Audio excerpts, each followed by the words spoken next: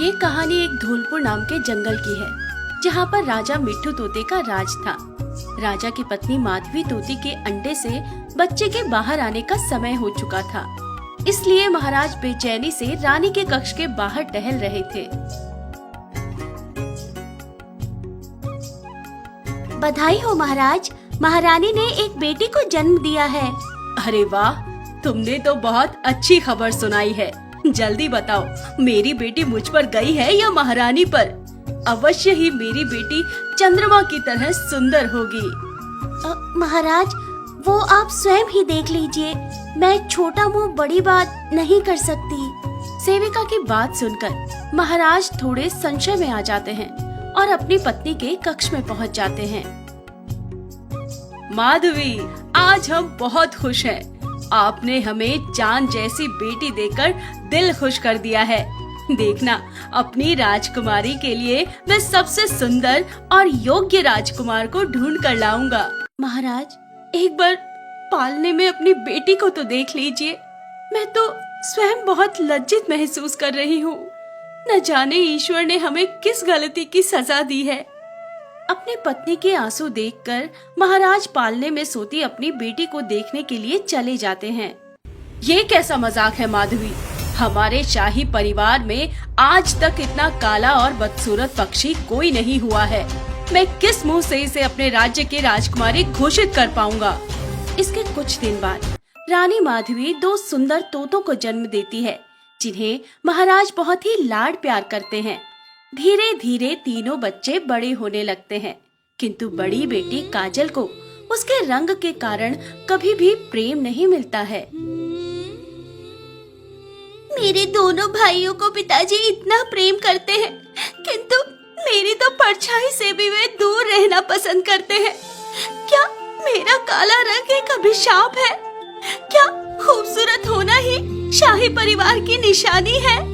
बेचारी काजल तोती को कभी भी माता पिता से विशेष प्रेम और सम्मान नहीं मिलता है। शाही परिवार के अन्य पक्षी बच्चे भी उसके साथ खेलने से इनकार कर देते हैं। वो बेचारी उपेक्षित सा जीवन जीने लगती है। एक दिन महाराज मिट्ठू सिंह अपने सैनिकों के साथ जंगल की सैर पर निकलते हैं। सैनिकों, आप लोग महल की ओर लौट जाइए। मैं कुछ देर अकेले में जंगल की सैर करना चाहता हूँ। इसके बाद महाराज अकेले ही वन की सैर करने लगते हैं और घूमते घूमते बहुत दूर निकल आते हैं। अरे, ये मैं किस ओर निकल आया हूँ? वापसी का कोई रास्ता नहीं सूझ रहा है। लगता है मैं मार्ग से भटक गया हूँ। देखते ही देखते अंधेरा घिराता है। हे भगवान, ये मैं जंगल के किस सुनसान इलाके में आ गया हूँ? यहाँ से तो वापसी का कोई मार्ग ही नहीं दिखाई पड़ रहा है। रात भी हो गई है और अब मुझे जोरों की भूख भी लग रही है।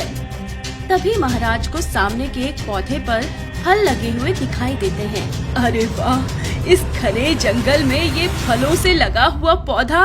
चलो, आज तो मेरे भोजन का इंतजाम हो गया। इतना सोचकर महाराज मिट्ठू सिंह उस पौधे से फल तोड़कर खाने लगते हैं।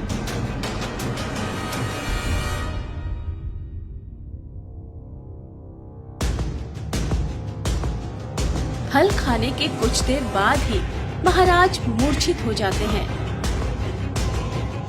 इधर जब रात होने तक भी महाराज महल में नहीं लौटते, तो सैनिक उन्हें खोजने निकल पड़ते हैं। बहुत देर तलाश करने के बाद सैनिकों को महाराज मूर्छित अवस्था में एक पेड़ के पास पड़े हुए दिखाई देते हैं। सैनिक महाराज मिट्ठू सिंह को उठाकर महल में ले आते हैं। हे भगवान, ये महाराज को क्या हो गया है? आप लोग जंगल के बड़े वैद्य को बुलाइए और महाराज का शीघ्र अतिशीघ्र उपचार कराइए। महारानी की बात सुनकर सैनिक वैद्य जी को बुला लाते हैं। क्षमा चाहती हूँ महारानी, किंतु महाराज की नब्ज तो धीमी होती जा रही है।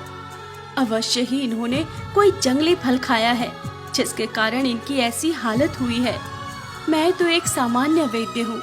इनका इलाज तो दूर पहाड़ों पर जंगल में रहने वाले राज वैद्य ही कर सकते हैं, किंतु हमारे पास इतना समय नहीं है कि हम महाराज को लेकर उनके पास जा सके। महाराज की नब्ज बहुत धीमी होती जा रही है। वैद्य जी की बात सुन के महारानी फूट फूट कर रोने लगती हैं। कोई तो होगा जिसके पास इस समस्या का उपाय होगा। पूरे जंगल में घोषणा करवा दो कि जो भी महाराज की जान बचाएगा उसे हम राज दरबार में स्थान देंगे।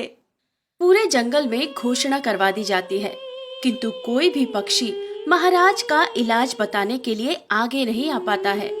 तभी महाराज की बेटी काजल तोती महल में आती है। हे भगवान, ये पिताजी को क्या हो गया? राजकुमारी जी, महाराज ने जंगल में कोई जहरीला फल खा लिया है और इनको बचाने के लिए मेरे पास कोई इलाज नहीं है।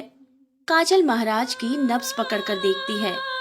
अरे आप लोग परेशान ना हो, इस रोग का इलाज तो मैं जानती हूँ। लेकिन काजल, जिस बीमारी का इलाज वैद्य जी के पास नहीं है, तुम उस बीमारी का इलाज कैसे जानती हो? माँ, मैंने अपना बचपन अकेले ही बिताया है। बचपन से ही मेरे भाई बहन, यहाँ तक कि जंगल के अन्य पक्षी भी मेरे साथ खेलने से कतराते थे। मेरे रूप रंग के कारण कोई भी मेरे साथ नहीं रहना चाहता था। इसलिए मैंने अपने समय का सदुपयोग किया और मैं पहाड़ी के जंगल में जाकर वैद्य जी से शिक्षा लेने लगी। धीरे धीरे मैं वैद्य शास्त्र में निपुण हो गई। माँ, आज मैं जटिल से जटिल रोग का इलाज करना जानती हूँ। अब आप लोग ज्यादा समय व्यर्थ ना करें और जल्द से जल्द जो जो सामान मैं कह रही हूँ वो लेकर आए, ताकि मैं पिताजी की जान बचा सकूं। काजल की बात सुनकर महारानी बहुत खुश होती है और सैनिकों को काजल के बताए अनुसार सामग्री लाने का आदेश देती है। काजल पूरे मनोयोग से महाराज का इलाज करती है।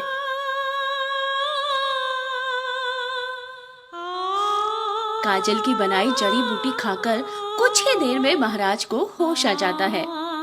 अरे, मैं राजमहल में कैसे पहुंच गया? मैं तो जंगल में भटक गया था। महाराज, आपने किसी विषैले फल को खा लिया था और आप मूर्छित अवस्था में जंगल में पड़े हुए थे।